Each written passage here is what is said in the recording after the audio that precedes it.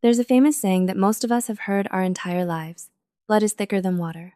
We grow up believing that family is the one bond that should never be broken, no matter what happens. But if that's true, why are more and more people choosing to walk away from their own families completely?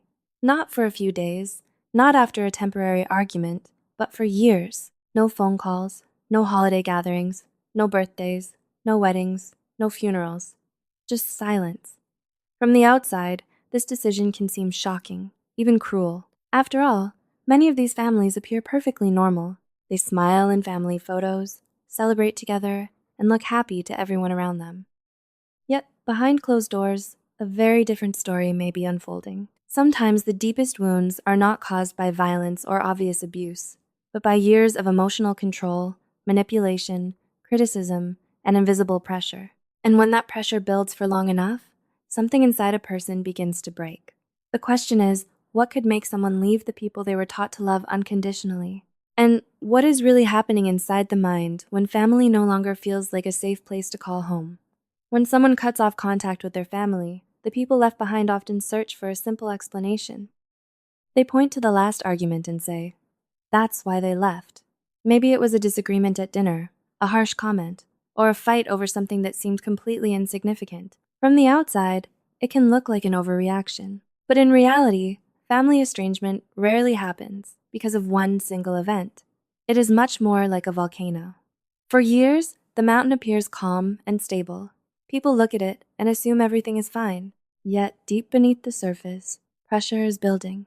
Heat accumulates. Cracks form where nobody can see them. The eruption may be triggered by one small tremor, but the explosion is the result of years of forces gathering underground. Human relationships work the same way. The final argument is often not the cause.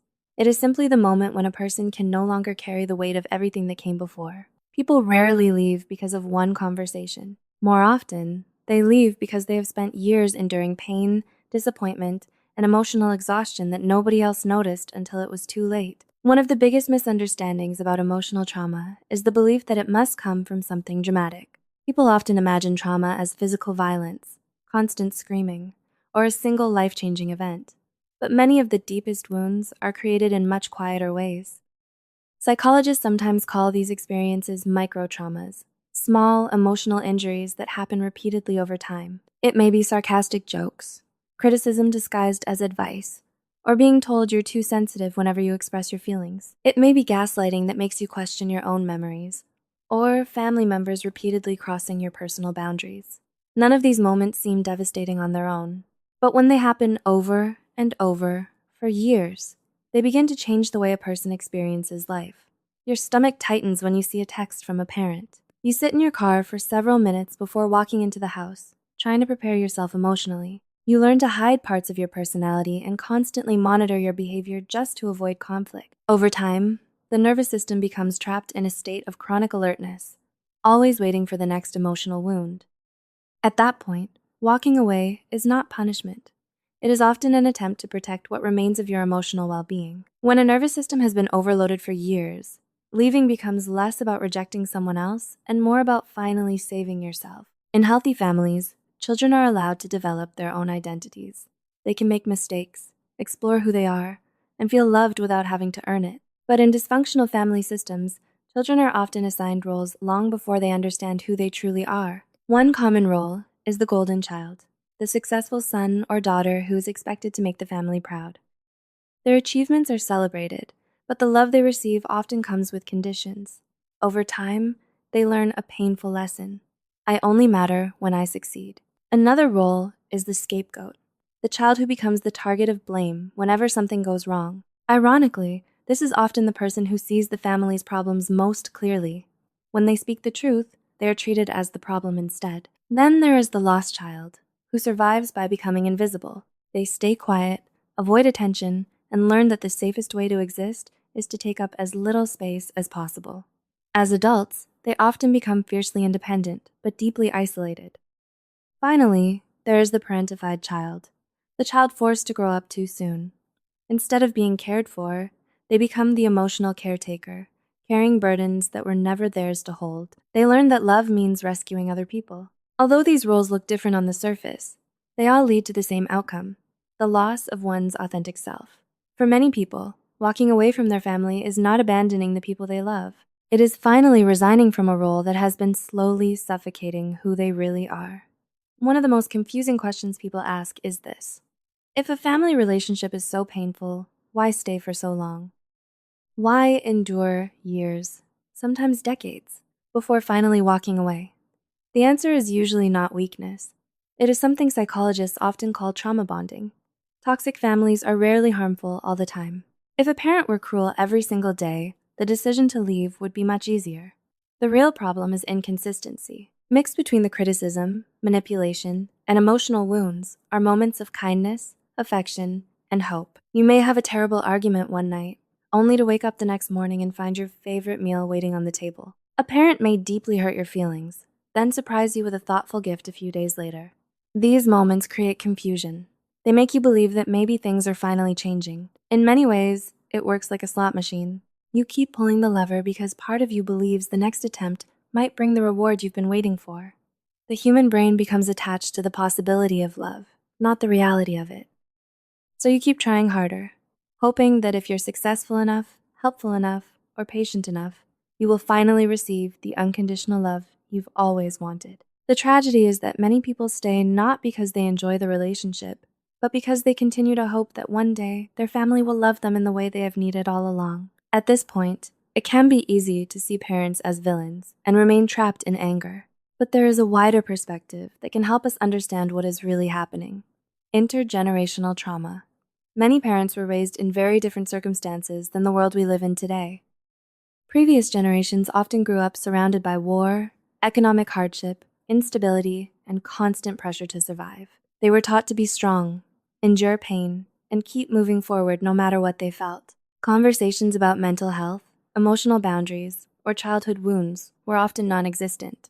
For many of them, love was measured in practical ways. If they provided food, shelter, clothing, and education, they believed they had fulfilled their responsibility as parents. What they often lacked was the ability to connect emotionally because nobody had ever taught them how. This does not excuse harmful behavior or erase the pain they caused.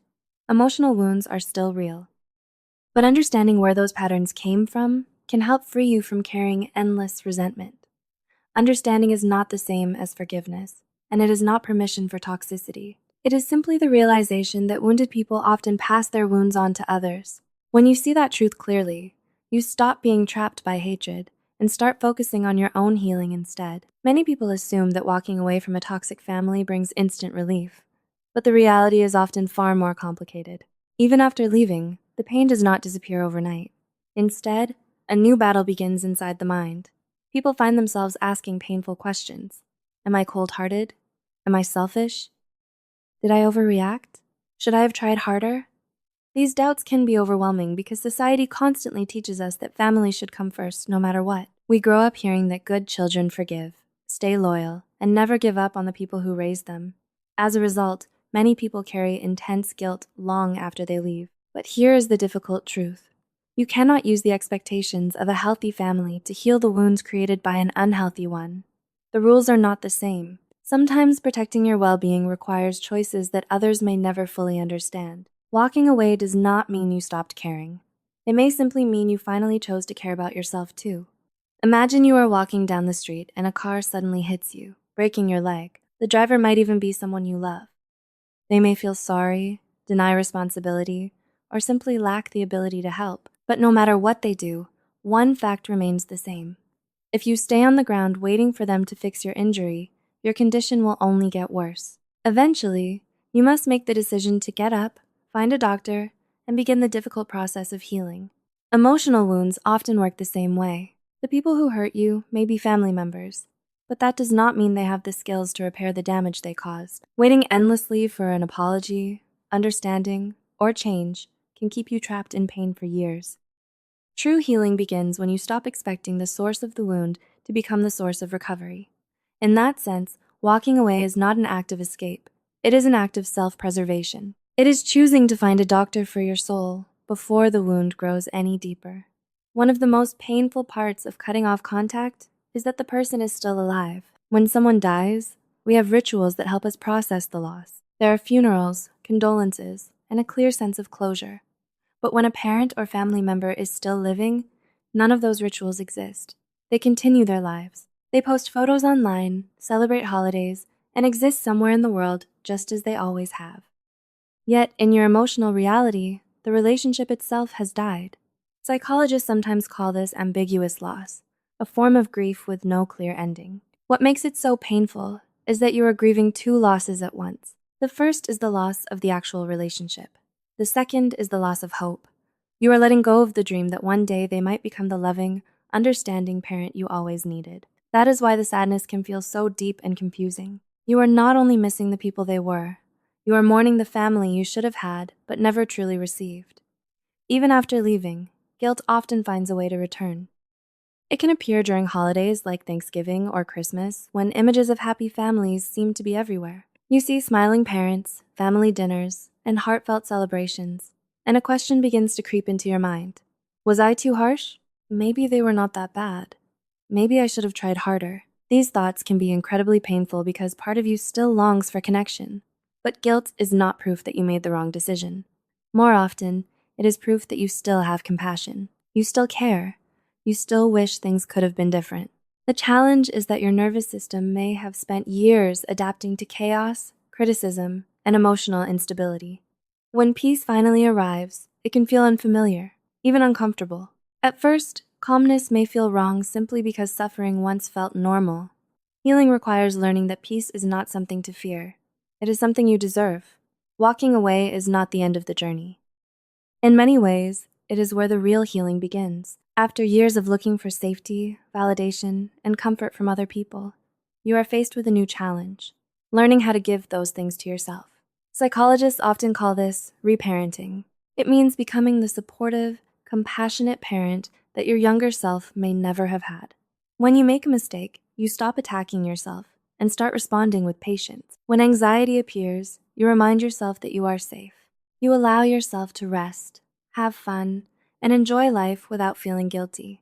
Little by little, you begin replacing old wounds with new experiences of care and kindness. In doing so, you become the protector, guide, and source of comfort that the child inside you needed all along. One of the most beautiful discoveries in healing is realizing that family is not limited to blood. While DNA may create biological connections, it is empathy, trust, and respect that create emotional ones. A healthy family can be a partner who respects your boundaries, friends who listen without judging, coworkers who believe in your worth, or a community where you finally feel safe enough to be yourself. These relationships are not built on obligation or guilt. They are built on mutual care and understanding. For many people, healing begins when they stop searching for acceptance in the places that wounded them and start building connections that nourish them instead. You have the right to create a new family, one defined not by blood, but by safety, respect, and genuine love. After everything we have explored, it is important to remember one thing. Cutting off contact is not an act of punishment. It is often an act of survival. From the outside, some people may see distance as rejection, anger, or cruelty. But for many, it is simply the last option left after years of trying to make an unhealthy relationship work. Choosing peace does not mean you never loved your family. It means you finally recognize that constantly sacrificing your well-being was no longer sustainable. Sometimes, distance becomes the only way a wounded soul can breathe, heal, and grow. You did not betray your family by protecting yourself. You simply stopped betraying your own needs, boundaries, and emotional health. Peace is not a luxury reserved for a lucky few. It is not something you have to earn through suffering. It is your right. And perhaps the most important truth to remember is this: you did not betray your family. You simply refused to keep betraying yourself. If any part of this story resonated with you, consider sharing your experience in the comments. Your words might help someone else feel a little less alone on their healing journey. Be gentle with yourself, and remember that healing takes time. If you enjoyed this video, don't forget to like and subscribe as we continue exploring the deeper layers of the human mind together.